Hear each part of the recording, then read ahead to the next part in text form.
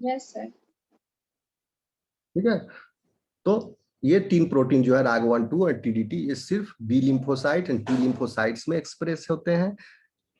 ठीक है, और साथ ही साथ HMG1-2 protein, Q70, DNA PKcs, Artemis, DNA ligase 4, यह सब भी बी लिम्फोसाइट और टी लिम्फोसाइट्स में एक्सप्रेस होते हैं। ये सारे एक्सप्रेस होते हैं बी लिम्फोसाइट, टी लिम्फोसाइट में, लेकिन RAG1-2 and TDT is unique to B lymphocyte and T lymphocyte. These 3 proteins are unique.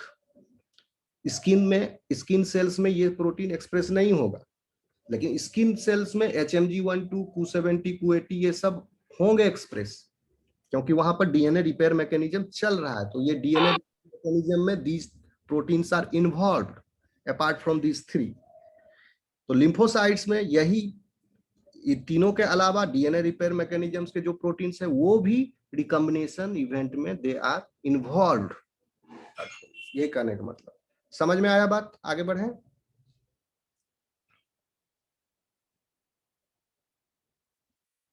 कुछ पूछना है? No sir.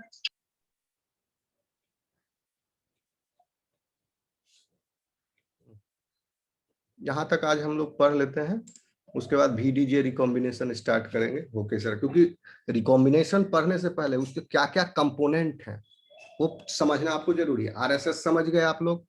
ठीक है, प्रोटीन्स प्रोटीन्स जो इन्वॉल्व है, एजेंट्स जो इन्वॉल्व है रिकॉम्बिनेशन के लिए, ठीक है, जैसे RAG1, RAG2, TDT, ये सब भी आप समझ जाएंगे, नाम सबका ले लिए। जो 3 यूनिक है RAG1, RAG2, ये अभी चर्चा कर दिए, इससे ज्यादा जानने की जरूरत नहीं है।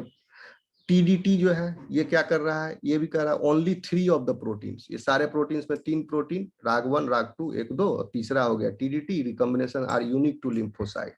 RAG1, RAG2 and TDT, TDT का नाम हो गया आपका टर्मिनल डीऑक्सीन्यूक्लियोटाइडिल ट्रांसफरेज, नाम से समझ लीजिए टर्मिनल, यानी ये टर्मिनल पोजीशन पर डीऑक्सीन्यूक्लियोटाइड का, ऑक्सीन्यूक्लियो यानी ये ऑक्सीन्यूक्लियोटाइड आपका क्या हो गया, RNA वाला न्यूक्लियोटाइड, वो न्यूक्लियोटाइड नहीं, डीऑक्सीन्यूक्लियोटाइड को ये जो है ट्रांसफर करता है टर्मिनल पोजीशन पर।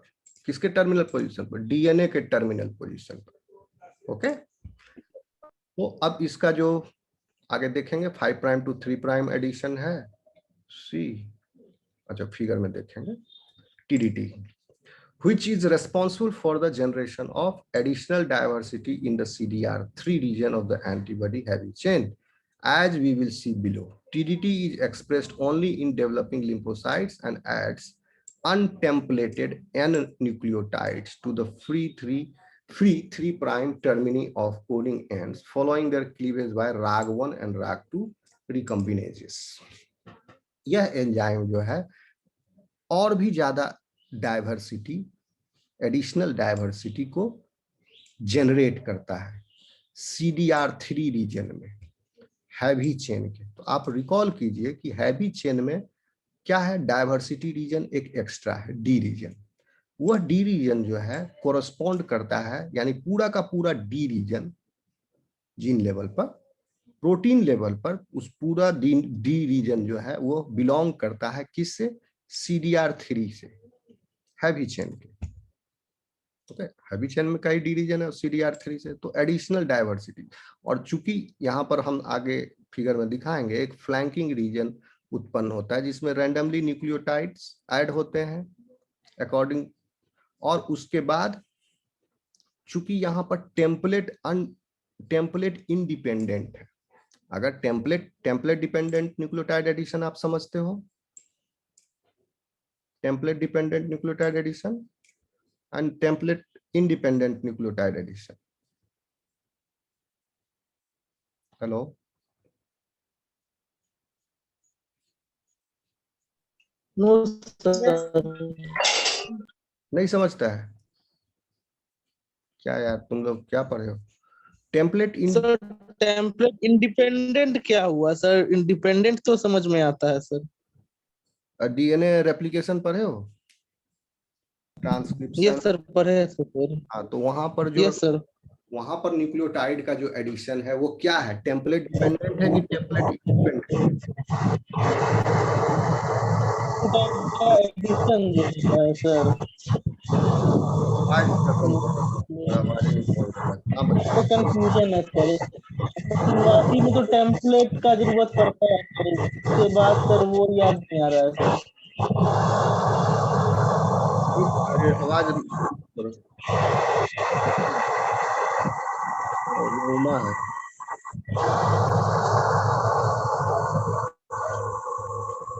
उमा यानी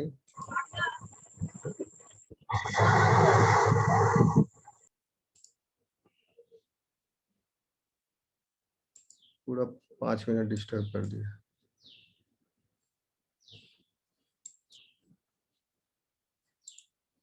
हाँ टेम्पलेट डिपेंडेंट बताइए, template dependent addition of sir addition of nucleo template ये सब रेप्लिकेशन और ट्रांसक्रिप्शन, ये क्या है, टेम्पलेट डिपेंडेंट है ना। वो अपने मन से आरएनए पॉलीमरेज, डीएनए मरेज कुछ भी न्यूक्लियोटाइड तो ऐड नहीं कर देगा ना, वो according to base complementary rule. Suppose अगर इतना नहीं पता है आप लोगों को, देखो सपोज यहाँ पर दिस इज, अब ट्रांसक्रिप्शन हो रहा है, ये तो बता चुके हैं आप लोग को, ट्रांसक्रिप्शन होता है। तो ट्रांसक्रिप्शन जो है it is happening in which direction, 5 prime to 3 prime. तो 5 प्राइम टू 3 प्राइम जब चेन इलोंगेट होगा न्यूक्लियोटाइड का, तो वो टेम्पलेट यूज करेगा 3 प्राइम टू 5 प्राइम को, RNA polymerase enzyme. Okay, 3 prime to 5 prime, this strand will be used as template, and according to this template, the sequence present on this template, suppose if A is there, then if this is messenger RNA synthesis, then correspondingly U will appear here. If C is here, then G will appear. If T is here in the DNA, then messenger RNA synthesis में A will appear here. According to base complementary rule, the nucleotides will be added or not?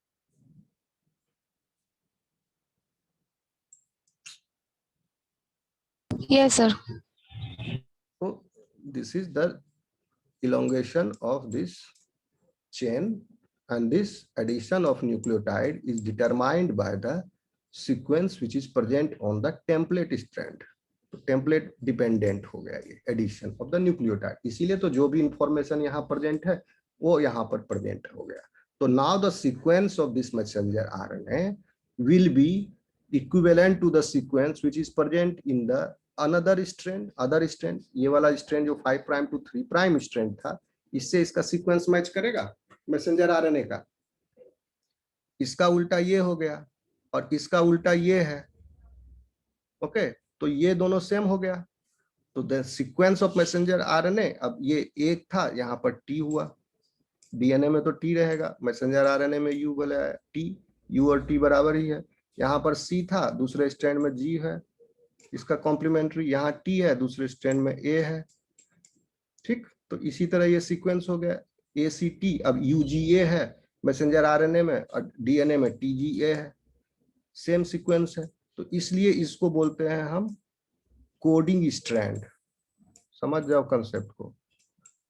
Coding strand किसको कहते हैं, वो strand जो कि template, जिसका sequence जो है मैसेंजर आरएनए के सीक्वेंस से मिलता है, दोनों का सीक्वेंस एक है, वो हो गया कोडिंग स्ट्रैंड। लेकिन कोडिंग स्ट्रैंड तो एज ए टेम्पलेट यूज हुआ नहीं, टेम्पलेट तो यूज हुआ दूसरा, उसका अपोजिट वाला स्ट्रैंड 3 प्राइम टू 5 प्राइम वाला। तो इंफॉर्मेशन तो वहां से खींच के निकाला गया टेम्पलेट स्ट्रैंड से, but that information is similar to this 5 prime to 3 prime. इसलिए नॉन कोडिंग स्ट्रैंड को अप्रोप्रिएट वर्ड है, नॉन कोडिंग स्ट्रैंड को टेम्पलेट स्ट्रैंड बोलते हैं।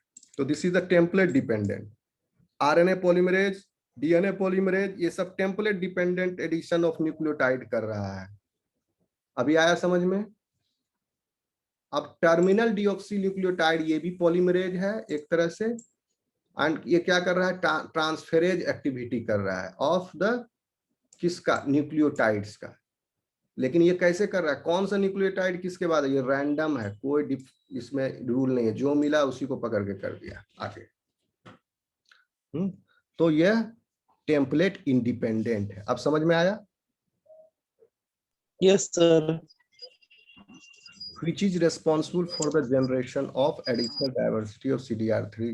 TDT is expressed only in developing lymphocytes and adds untemplated N-nucleotides to the free 3 termini of coding ends 3 time termini पर ये add करता है। तो एसेंशियली इसका पॉलीमरेज एक्टिविटी जो हो गया वो किधर हो गया, किस डायरेक्शन में, 5 प्राइम टू 3 प्राइम। और पॉलीमरेज एक्टिविटी जो भी न्यूक्लियोटाइड पॉलीमरेज एक्टिविटी है, क्योंकि 3 प्राइम एंड OH पर ही ज्वाइन हो सकता है जो कमिंग न्यूक्लियोटाइड है, इसीलिए हमेशा जब भी एडिशन होगा तो 3 प्राइम एंड पर होगा। तो ग्रोइंग चेन का direction will be always 5 prime to 3 prime end. RNA polymerase हो चाहे DNA पॉलीमरेज हो चाहे ये TDT, 5 प्राइम टू 3 प्राइम ये एडिशन कर रहा है। इसलिए to the free 3 prime termini of coding ends following their cleavage by RAG1 and RAG2। RAG2 और RAG1 RAG1 RAG2 का कॉम्प्लेक्स से क्लीवेज पहले पहचाना सिग्नल RSS को, उसके बाद क्लीवेज किया, आगे हम बताएंगे स्टेप वाइज मैनर में, अभी जान लो आप। उसके बाद RAG1 RAG2 जब क्लीव कर दिया तो क्लीव करने के बाद जो एंड क्रिएट हुआ काट दिया। अब ये एंड जो हुआ ये नॉन कोडिंग, आपको हम कलर से बताता हूं, दिस इज ग्रीन वाला ये कोडिंग रीजन,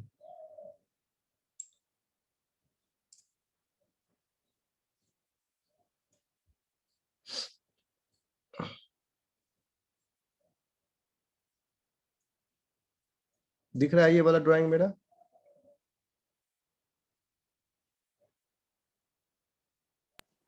यस सर। तो रेड जो हो गया आप समझ लो नॉन कोडिंग रीजन है, और ये हो गया coding region. Suppose this is a V segment, हम V को लेके चल रहे हैं, तो V का ये कोडिंग रीजन, यहां तक V एलिमेंट है, बाउंड्री हो गया। और नॉन कोडिंग रीजन V के बाद क्या क्या था, कपा में V के बाद क्या था, 12 स्पेसर वाला बेस पेयर स्पेसर वाला क्या था, RSS था। इसके बाद यहां से शुरू हो गया 12 बेस पेयर वाला RSS। तो सबसे पहले क्या है यहाँ पर, हेप्टामर, और उसके बाद है आपका 12 बेस पेयर का स्पेसर, और फिर नाइनोमर। ये नॉन कोडिंग रीजन में है। RAG1 एंड RAG2 का कॉम्बिनेशन से यहाँ पर कटिंग हो गया इसी बाउंड्री पर, कोडिंग रीजन को पूरा अलग और नॉन कोडिंग रीजन अलग। इस कटिंग के बाद ये क्या हो गया, 3 प्राइम टर्मिनल, ये 5 प्राइम टू 3 प्राइम है। तो ये टर्मिनस इस फ्रेगमेंट का कोडिंग रीजन का क्या हो गया, कोडिंग रीजन का ये 3 प्राइम टर्मिनी क्रिएट हो गया, लेकिन नॉन कोडिंग रीजन का 5 प्राइम टर्मिनस क्रिएट हुआ। इसलिए लिख रहा है N न्यूक्लियोटाइड्स, इस 3 प्राइम टर्मिनस पर भी और न्यूक्लियोटाइड ऐड कर दिया जाता है free 3 prime termini of coding ends. Coding end पर 3 प्राइम टर्मिनी पर TDT और ऐड कर देता है। ओके, समझ में आया?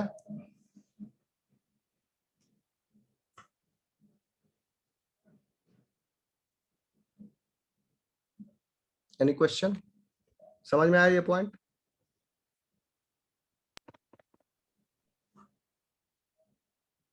नहीं समझ में आया तो बोलो, नहीं आया फिर समझा देंगे, नहीं आया तो आगे बोलो, जल्दी बढ़ेंगे, टाइम हो रहा है, जाना पड़ेगा मेरे को। सर एक बार फिर से समझा दीजिए। ओके, सबको मिटा दें? सर सिंपल है, आप DNA को, अब देखो कलर अलग अलग हो गया, आप समझ लो रेड वाला जो है कोडिंग है और ग्रीन वाला नॉन कोडिंग है। DNA ही पूरा बना देते हैं। अब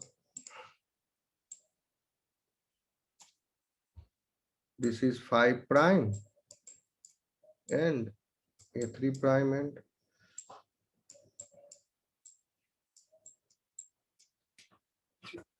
अब इस नॉन कोडिंग रीजन में भी आप समझ लीजिए, ये भी एलिमेंट था आपका, भी सेगमेंट था, तो बी सेगमेंट के बाद कपा चेन का अगर भी सेगमेंट है तो 12 बेस पेयर वाला यहाँ पर स्पेसर वाला आरएसएस है। तो वो 12 बेस पेयर स्पेसर वाला आरएसएस पे ये बाउंड्री हो गया, यहाँ तक नो कोडिंग रीजन है, यहाँ तक क्या है आपका कोडिंग रीजन है। कोडिंग रीजन के जस्ट बाद क्या था आपका आरएसएस था। दिख रहा है मेरा drawing?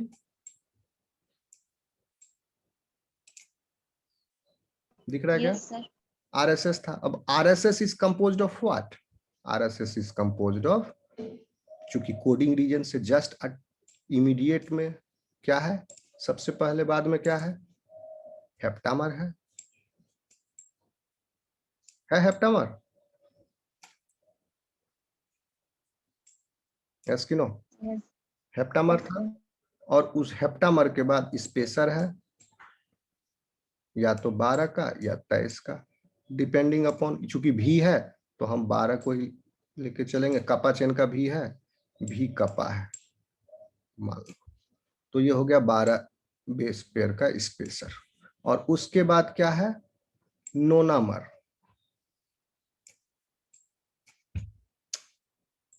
नोनामर।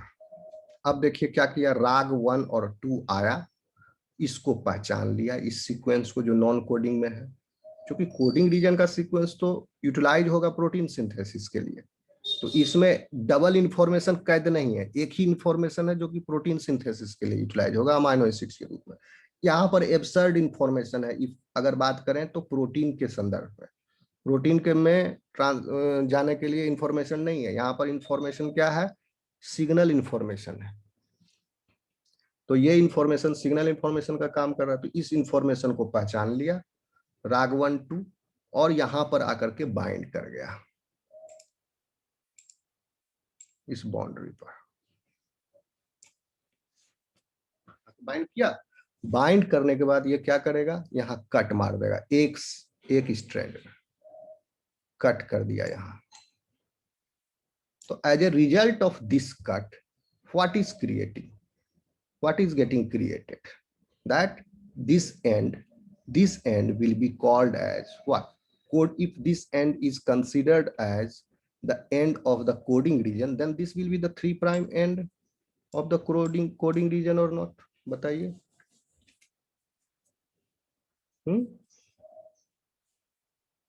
This will be the 3' end of the coding sequence or not, बताइए। इसका भी 5' end है यहाँ पर, लेकिन ये तो टेम्पलेट स्ट्रैंड हो गया ना। Yes sir. और ये हो गया आपका coding strand. Coding strand, yes sir. Coding strand का जो 3' एंड क्रिएट हुआ राग 1 और राग 2 के एक्शन से, यही बता रहा है, यही लिख रहा है कि यहाँ पर 3' एंड क्रिएट हुआ राग 1 और राग 2 के एक्शन से। तो 3' एंड पर टीडीटी नाम का एंजाइम जो है 5' to 3' डायरेक्शन में एक्स्ट्रा न्यूक्लियोटाइड्स ऐड कर देता है रैंडमली और टेम्पलेट इंडिपेंडेंटली। इसके बाद ठीक है, ये तो कट होकर के अलग हो गया, ये सिग्नल जो है non coding region along with the signal peptide, this DNA will be separated out. ये जब सेपरेट हो गया उसके बाद जो 3' फ्री एंड बचा कोडिंग स्ट्रैंड का, ठीक है ना, भी सेगमेंट में, उस 3' end of the coding segment के भी सेगमेंट में क्या होगा, न्यूक्लियोटाइड का addition will be done by the terminal deoxy nucleotide transferase enzyme. Have you got this now, या अभी भी दिक्कत है? आ गया समझ सर। ओके गुड, ठीक है। तो 3 to the 3' termini of coding ends of following their cleavage by rag 1 and rag 2 recombinases। Okay, 4th point समझ लीजिए, उसके बाद ब्रेक लेंगे, शाम को फिर क्लास लेंगे। ओके, फिर दिन भर मेरे को कॉलेज जाना है, Other enzymes participating in the recombination process are not lymphoid specific. यह बात कर रहा है वह प्रोटीन और एंजाइम का जो कि टीडीटी, राग1, राग2 के अलावा है। तो ये तीनों तो स्पेसिफिक है, यानी ये तीनों बने ही हैं सिर्फ इसी के लिए, चूंकि ये लिम्फोसाइट्स में ही एक्सप्रेस होते हैं। दैट मीन्स ये तीनों एंजाइम और प्रोटीन सिर्फ इसीलिए बने हैं कि एंटीबॉडी के जीन सेगमेंट्स का रीअरेंजमेंट, रिकॉम्बिनेशन किया जा सके। इन तीनों का सिर्फ यही काम, और कोई काम नहीं है। लेकिन इन तीनों को और भी प्रोटीन्स, एंजाइम्स की जरूरत पड़ती है जिनके और भी अलग काम है, जैसे डीएनए रिपेयर का काम करते हैं अदर सेल्स में भी, वो यहाँ पर भी लिम्फोसाइट्स में भी एक्सप्रेस होते हैं। वो other enzymes participating in the recombination process are not lymphoid specific. Some lymphoid में प्रेजेंट तो है, लेकिन सिर्फ इसी में प्रेजेंट नहीं है, लिम्फोइड में अदर सेल्स में भी प्रेजेंट, इसलिए लिखा है। Whereas binding of RSS by RAG1 and RAG2 can occur in the absence of any other proteins, other cellular factors. इसको मिटा दूं, दिख रहा है आपको साफ साफ?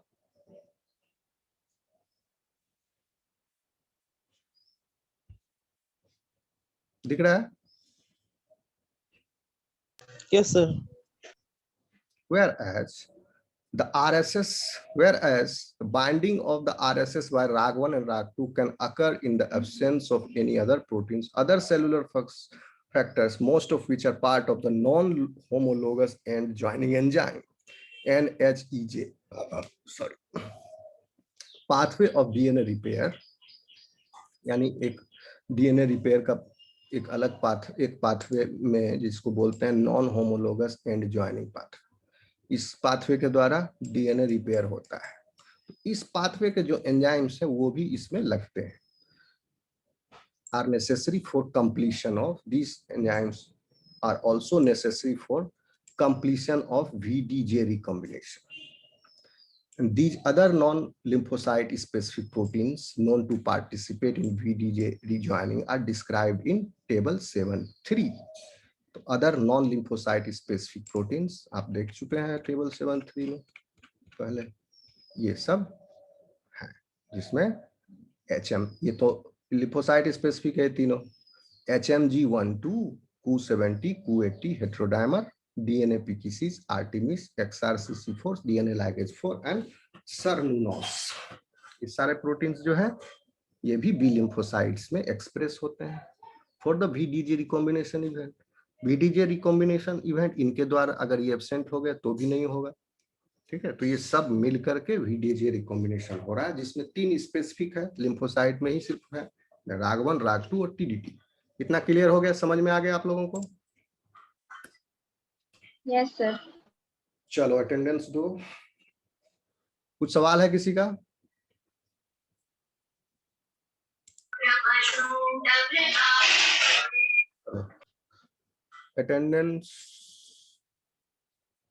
अटेंडेंस ले लें।